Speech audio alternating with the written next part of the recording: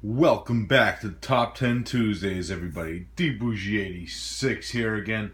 Yes, I know it's not actually Tuesday again. I apologize. Just ran out of time before I could film this list. I had an errand to do. I did have the list ready and stuff, but I just didn't get a chance to film it. I was going to film it this morning, but after work, you know how you get, like, sometimes, like, dead tired and stuff.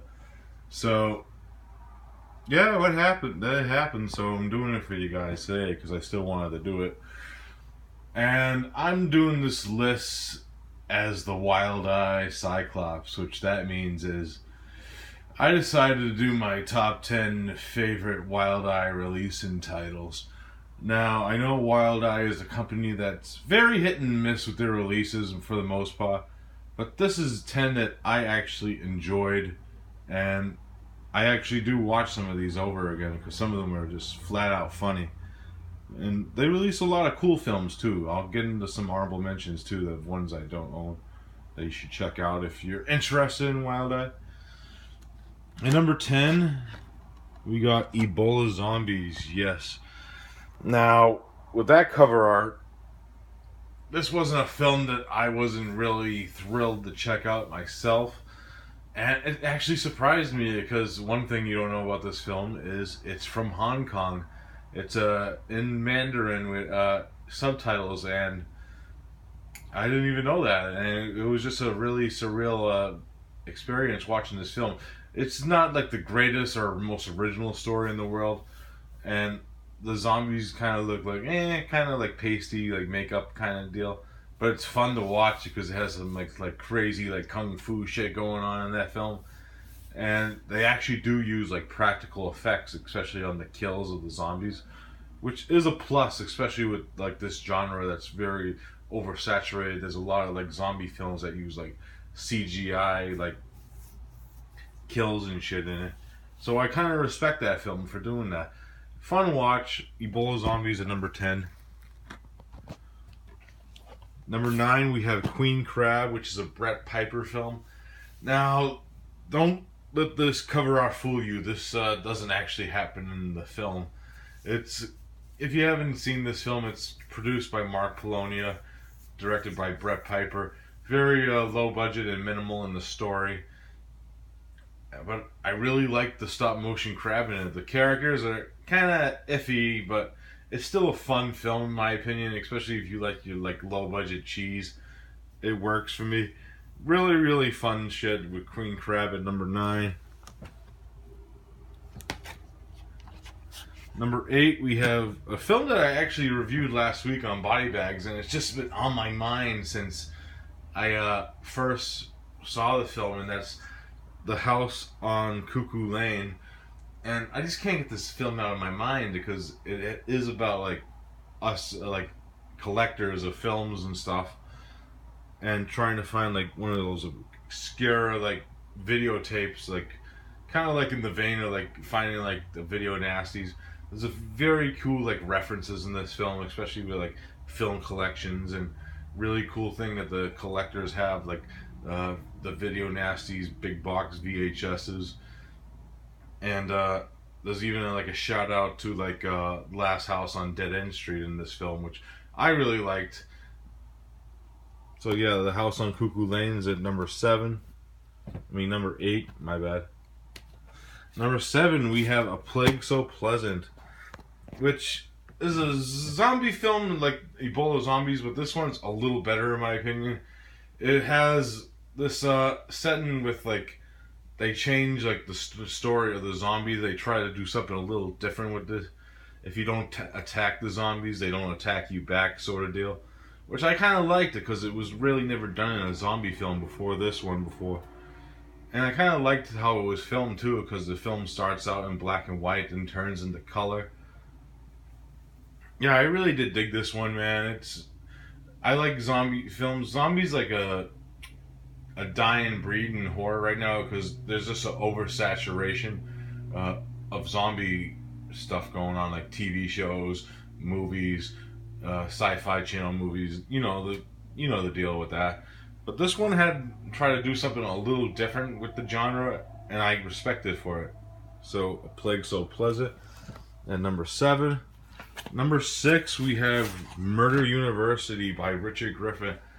This is a very interesting slasher type film. It's probably one of the best slashers that Wild Eye put out.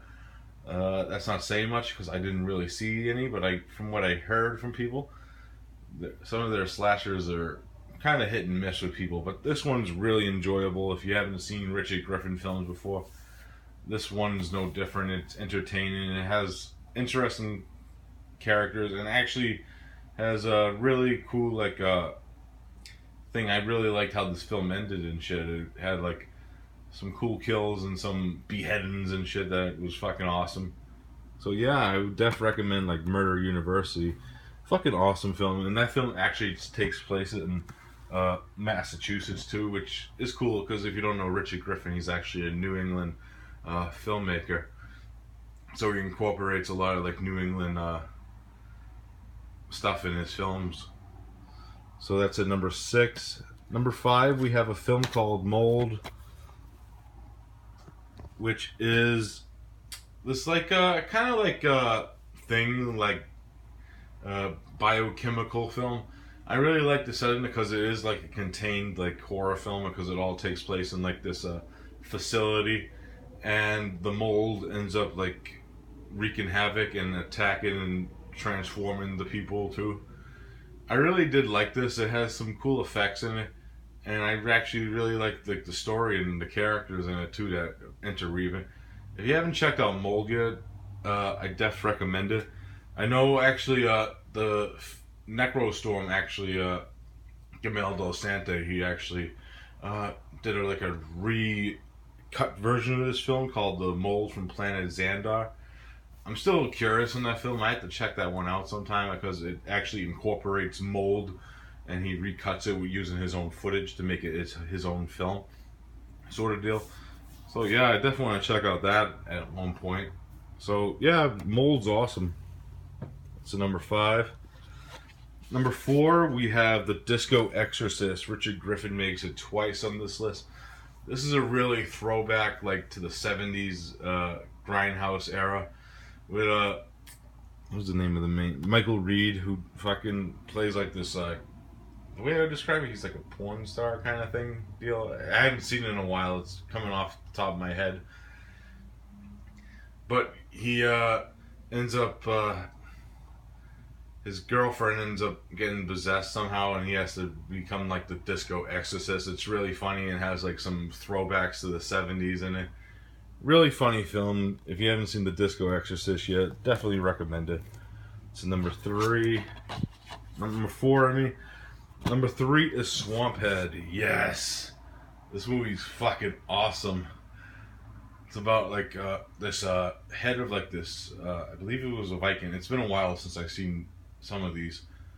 But he ends up coming back to life, start a curse, and the head just starts floating around killing people and shit. It's fucking hilarious the way the head attacks people in this film. Really throwback to like the early like 80s and stuff, and with the characters. And there's some like toilet humor in this film too, but I really like the kills and the effects and just the story overall. It's just a blast to watch. This is like a definite like, because this film started in the indie circuit and then it went on through Wild Eye when Wild Eye picked it up. So I like stories like that when a film actually makes it from the indie scene and you can end up buying it in stores and stuff. So that's fucking awesome. I really enjoyed Swamphead. That's at number 3. Number 2 is Bread and Circus, which is a Norwegian film from 2003, which never had a U.S. release until Wild Eye got the rights to it. So I give Wild Eye respect because they do pick up a lot of like foreign films, like Ebola Zombies was one, and The House on Cuchulainn is one. But this is one that was made a long time ago and never had like a region 1 release until they picked it up. So I give respect, and this film's a blast. If you haven't seen it, I reviewed this on Body Bags. It's like a love letter to Peter Jackson's like bad taste and his early films, and it's a well-made film, and it has like this odd like story arc and stuff, but it's really well done, and it does remind me of Bad Taste so much. It put a smile on my face when the first time I watched it. I'm like, holy shit, it's like Bad Taste. And yeah, def recommend Brendan Circus. It's a fucking ride.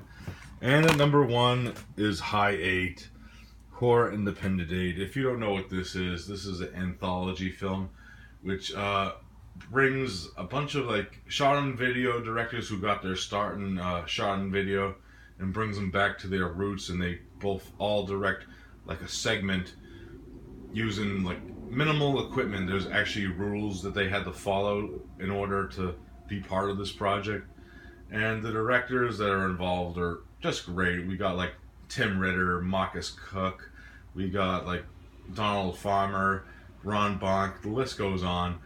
And I really enjoy this anthology. It brings back the days when I first got introduced to SOV and shot on video, and they pay respect to what their roots and stuff.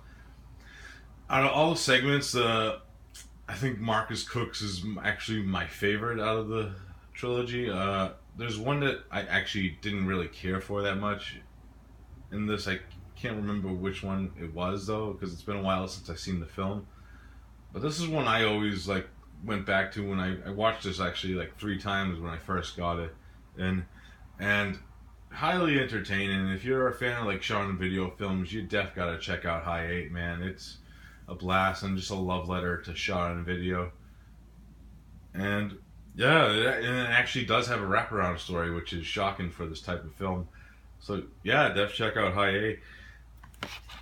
Alright guys, that's my list of my top 10 Wild Eye release, and as always, the Wild Eye Cyclops thanks you and hopes that you make some comments about this and say what kind of Wild Eye films that you've seen that you actually did like. Kind of curious on this because I know Wild Eye is like a hit and miss company, but they do release some okay to decent titles sometimes, and these ones are some of my favorites of the ones that they released. So as always guys, I'll see you next video and peace out.